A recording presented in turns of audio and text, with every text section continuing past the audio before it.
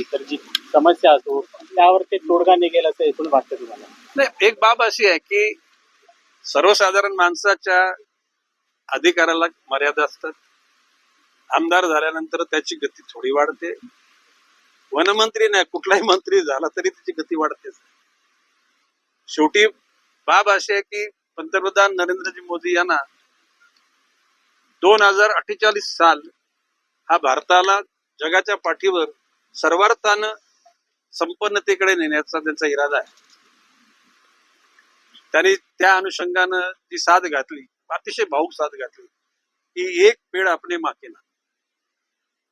या त्यांच्या अपील त्यांनी केल्यानंतर भारतातल्या सर्व राज्यांनी त्याचं गांभीर्य लक्षात घेतलं आणि राज्याचे मुख्यमंत्री देवेंद्रजी फडणवीस यांनी तर सुरुवातीला टप्प्यामध्ये वन विभागामार्फत 200 कोटी झाला, नंतर देवेंद्रजी बोलले आता 300 कोटी लावायचं आणि त्याचं नियोजन आम्ही केलेलं.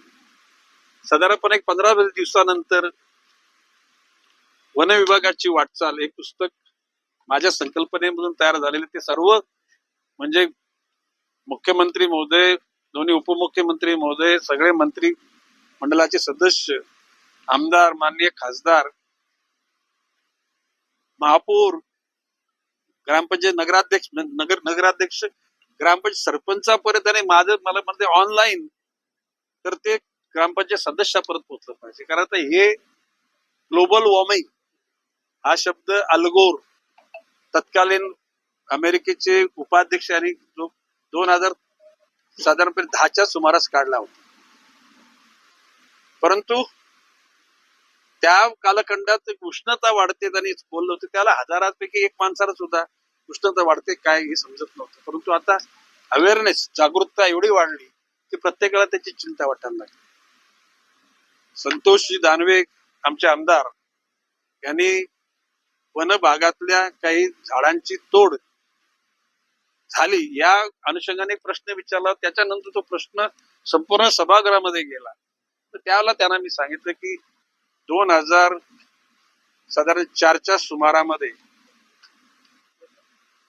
देशाचे पंतप्रधान मनमोहन सिंग साहेब असताना त्याला त्यांना मी पुस्तक रूपानं एक पत्र दिलं होतं. त्याचं टायटल होतं global warming to global cooling.